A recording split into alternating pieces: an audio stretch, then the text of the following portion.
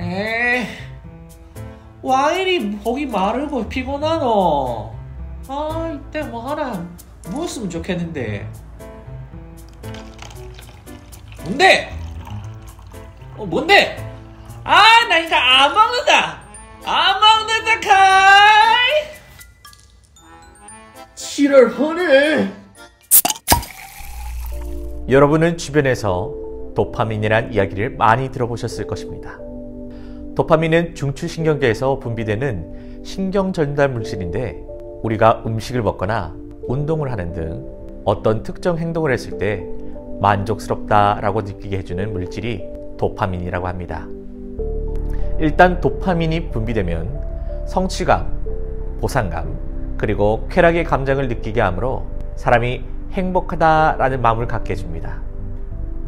이렇게 사람이 살아갈 의욕과 흥미를 느끼게 해주고 삶의 질에도 큰 영향을 주는 고마운 물질이 도파민입니다.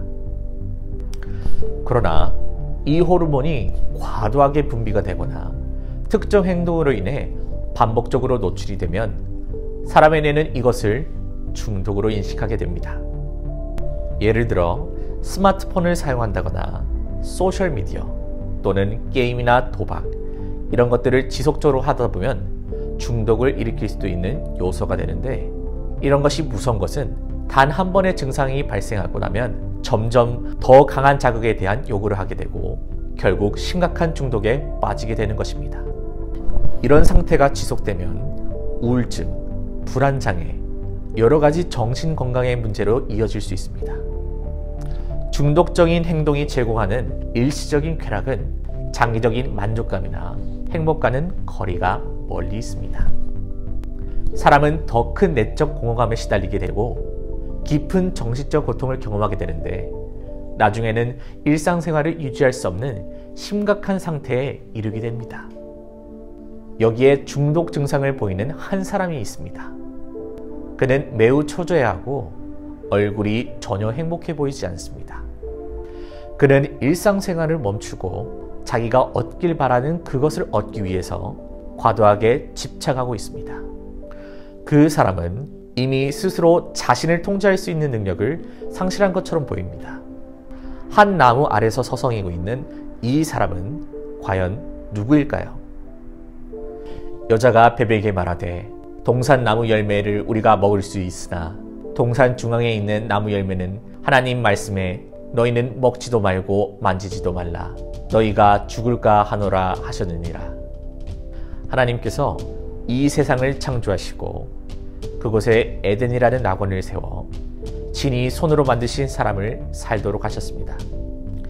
에덴은 풍요와 쾌락, 기쁨이 있는 곳, 말 그대로 낙원이었습니다. 사람은 그곳에서 모든 좋은 것을 누리며 늘 행복을 만끽하며 살아갔을 것입니다. 그러던 어느 날 하와는 행복에 대한 집착을 보이며 중독 증세를 나타냅니다. 지금까지 누렸던 행복보다 더 자극적인 쾌락에 대한 열망을 가지게 된 것입니다. 그때 슬그머니 나타난 뱀이 하와의 상태를 파악하고 다가오게 됩니다. 뱀은 선악과 앞에서 망설이고 있는 하와에게 거짓된 정보를 공유해주고 하와가 그것을 행동에 옮기도록 힘을 실어줍니다. 하와는 하나님이 먹지 말라고 금하신 선악과 나무에 대해 늘 갈급해하고 있었던 것입니다. 그러나 그것을 먹는 날에는 반드시 죽는다라는 말씀 때문에 머뭇거리고 있었는데, 뱀이 거짓말로 무역해서 하와가 죄를 범하도록 유도했던 것입니다.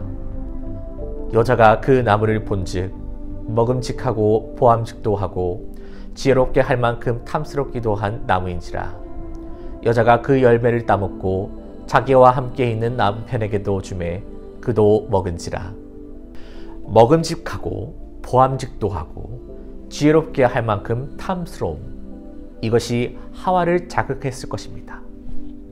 이런 요소들은 이미 에덴의 삶을 통해 충분히 충족하고 누리며 살아왔던 것들입니다.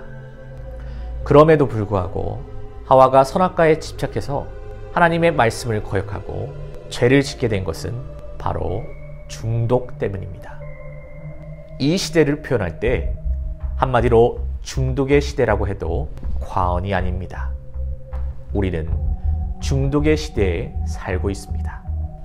우리들은 산업화된 사회 속에서 살아가면서 기업들이 만든 제품을 습관적으로 사용하거나 보편화된 문화에 적응하며 살아갑니다. 오늘날 세계적으로 유명한 글로벌 대기업이 만들어지게 된 원인도 바로 사회에 만연한 사람들의 중독 증상 때문이라고 합니다.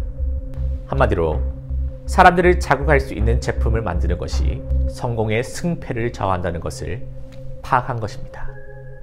기업들은 사람의 뇌에 강력한 쾌락을 주는 제품을 개발하고 생산해서 전 세계로 보급합니다. 예를 들어 담배나 패스트푸드, 자극적인 영상물이나 인터넷, 그리고 게임을 즐길 수 있는 스마트폰, 습관적 쾌락에 중독이 되는 인간의 본능을 이용하여 사업 전략을 세우고 여기서 이익을 창출하고 있는 것입니다. 그러나 우리는 이러한 사실을 다 알고 있으면서도 그 흐름을 벗어나지 못하는데 그 이유는 중독이 되었기 때문입니다. 우리가 율법은 신령한 줄 알거니와 나는 육신에 속하여 죄 아래에 팔렸도다.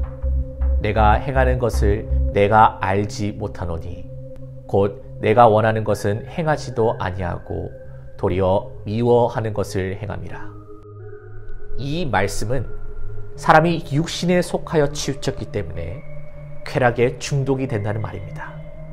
더 큰 자극을 추구하다가 죄와 타협을 하고 결국 공고해진 몸에서 헤어나지 못하고 죽어가고 있다고 고백하고 있는 것입니다. 사탄은 사람의 연약한 모습을 알아보고 지혜로운 말로 중독을 합리화시켰습니다. 쾌락은 신이 사람에게 주신 선물이다. 이것은 누리라고 주신 것이다. 라고 하며 고상한 가치를 부여해서 우리의 판단을 흐리게 합니다. 그러나 중독자들의 삶을 보면 바로 그 실체가 드러납니다. 쾌락을 목적으로 사는 사람들은 무언가의 삶의 주도권을 넘겨주고 자기 통제력을 잃어버리고 종속된 모습으로 살아갑니다. 이처럼 사람이 하나님을 사랑하고 하나님께 영광 돌리는 것을 잃어버리고 오히려 세상의 지배를 당함으로 창조 질서를 왜곡시켜버리는 것이 중독입니다. 중독은 엄밀히 말해서 하나님보다 다른 대상을 더 사랑하고 의존하는 우상 숭배의 다른 형태입니다. 하나님을 아는 지식이 없으므로 하나님을 두려워하지 않고 오직 자신을 사랑하는 마음이 중독에 빠지게 하는 것입니다. 사도 바울은 세상에는 많은 기쁨과 만족의 요소들이 있지만 영적인 진짜 기쁨은 성령이 주시는 선물이라고 고백했습니다. 성령이 주시는 기쁨은 상황에 따라서 금방 사라지거나 변질되지 않는 영원한 기쁨입니다. 요한복음 16장 22절에는 지금 너희가 근심하나 내가 다시 너희를 보리니 너희 마음이 기쁠 것이요 너희 기쁨을 빼앗을 자가 없을 것이다 라고 말씀하고 계십니다. 인간의 욕구가 만족될 때 나오는 행복 호르몬인 도파민은 결국 사람을 병들게 합니다. 점점 더 강한 자극을 갈구하게 되고 그것을 충족하지 못할 때는 중독 증상으로 인해 일상생활조차 하지 못하게 되는 일이 생깁니다. 그러나 여호와로 말미암아 기뻐하며 즐거워하는 것은 구원에 이르는 영원한 기쁨이요 예수 그리스도의 부활이 주는 참 기쁨은 빼앗을 자가 없는 진짜 기쁨인 것입니다. 결론적으로 인간의 중독 원인은 사람이 육체에 치우쳐서 영이신 하나님과의 교류가 뜸해지고 육체의 쾌락과 감정들만 섬기며 살아온 결과인 것입니다. 중독은 인간 스스로의 힘으로서는 도저히 벗어날 수 없는 어려운 문제입니다. 창조주께서 처음 사람을 창조하셨을 때 그 속에 영으로 함께 하셨던 것처럼 그 창조 때의 모습을 회복하지 않는 한 사람은 중독에서 벗어날 수 없습니다. 사람 속에서 운행하시는 하나님의 영이 사람을 지배하고 육체인 사람이 자기 속에서 역사하시는 하나님의 음성을 귀를 기울일 때 중독의 유혹에서 비로소 자유로워질 수가 있는 것입니다.